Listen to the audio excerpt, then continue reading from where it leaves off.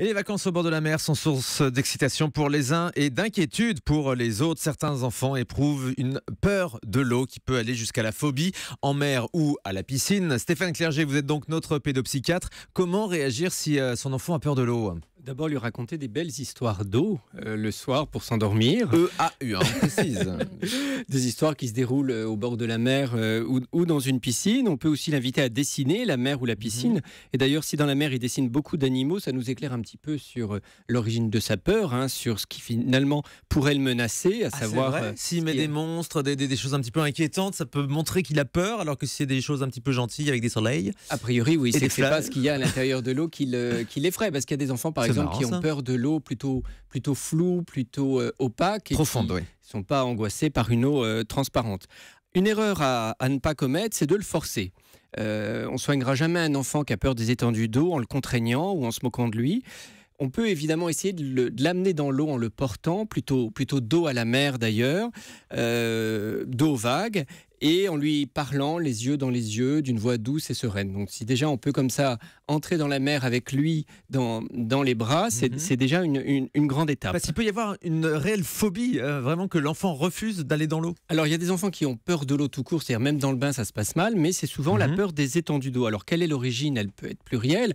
Il y a probablement un facteur génétique, c'est-à-dire les premiers hommes qui devaient avoir peur des étendues d'eau. Alors est-ce qu'il y aurait un gène de la peur de l'eau qui viendrait de là et qui serait plus présent chez certains enfants ? Les psychanalystes pensent aussi que ça peut être la peur chez l'enfant de se diluer dans l'eau, voire de revenir in utero. Dans le ventre de la mer, on était comme ça entouré d'eau. Donc, chez certains enfants, ça peut être une peur un peu régressive s'ils ont une relation un peu particulière avec leur maman. En tout cas, en pratique, ce qu'on peut faire, c'est de le laisser s'amuser à distance. Donc, c'est pas parce qu'il a peur de l'eau qu'on ne doit pas aller à la plage. Et donc, s'amuser, regarder les autres enfants aller dans l'eau. Ce qui est intéressant aussi, c'est de faire un certain nombre de jeux rassurants, faire des patouilles dans le sable, aller chercher de l'eau avec le seau, ou alors, au contraire, justement, faire des barrages. Vous savez, ça lui donne l'impression de pouvoir se protéger de l'élément. De maîtriser l'eau, oui, c'est vrai. Voilà. Et puis des petits canots. Ça, c'est des jeux plutôt utiles.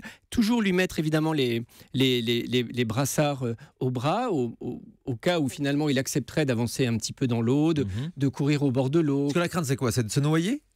Alors, c'est pas aussi clair que ça. C'est une crainte, j'allais dire, chez des grands enfants. Des petits enfants, ils n'ont pas cette crainte-là. Pas cette notion. Non, c'est pas très rationnel. L'eau leur fait peur. C'est comme un élément dangereux dans lequel ils ne se sentent pas à l'aise. Et comme je l'ai dit tout à l'heure, dans lequel ils pourraient disparaître, se diluer. C'est plus ça, c'est plus la peur de la disparition. Maintenant, il y a des choses plus faciles à traiter. C'est quand il y a eu, par exemple, un événement. L'enfant qui, au début, n'avait pas peur de l'eau et puis qui a une mauvaise expérience, par exemple, je sais pas, une vague qui l'emporte. Alors on a un témoignage au soir d'Europe 1, justement, Stéphane Clerget. Nous sommes en ligne avec Pierre. Maintenant, bonjour Pierre. Bonjour, oui. Vous avez 37 ans et vous nous appelez de Paris et vous êtes père d'un petit garçon de 2 ans. Oui, c'est ça, 2 ans et 2 mois en fait, qui s'appelle Malo. Et qu'est-ce qui s'est passé avec lui ? C'est un peu c'est marrant, c'est un peu ce que tu es en train de dire le docteur là.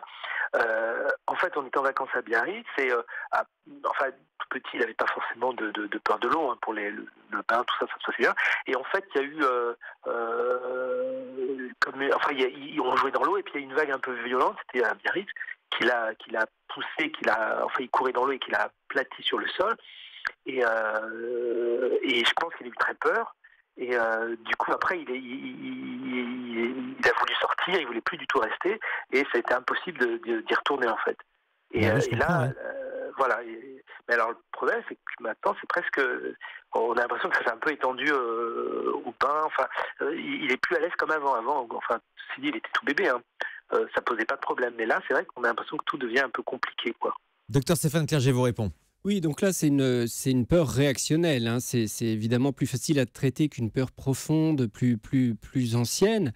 Là, des exercices avec votre enfant peuvent se faire, c'est-à-dire manifestement, c'est pas tellement la peur de l'eau, mais plus la peur des vagues qui l'effraie.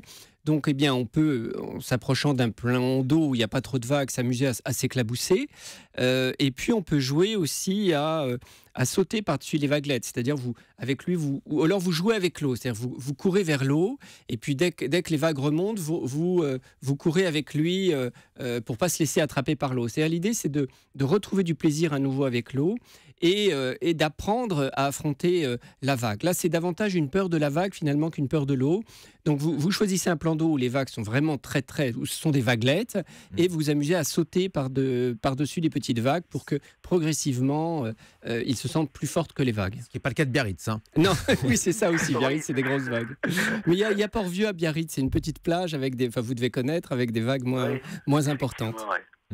Voilà, Pierre, ce qu'on pouvait vous dire avec votre petit Malo de 2 ans, hein, c'est bien ça.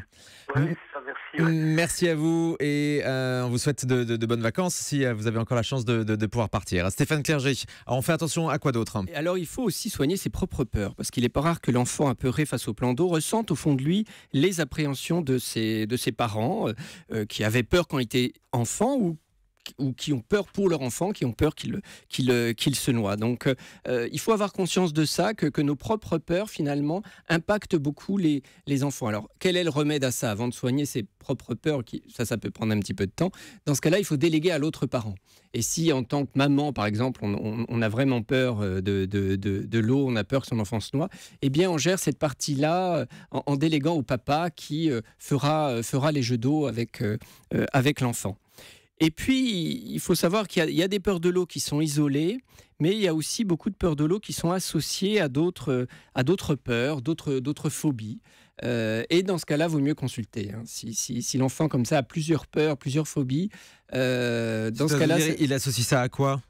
C'est-à-dire que le problème, ce n'est pas uniquement la peur de l'eau, c'est que c'est un fond anxieux un peu généralisé qui s'exprime par exemple par la peur de l'eau, la peur de certains aliments ou du vertige. Bref, un certain nombre de peurs comme ça, des peurs un peu plurielles. Et si les peurs comme ça s'accumulent, il vaut mieux consulter... C'est pas forcément normal, c'est ça? Oui, voilà, il vaut mieux consulter un pédopsychiatre.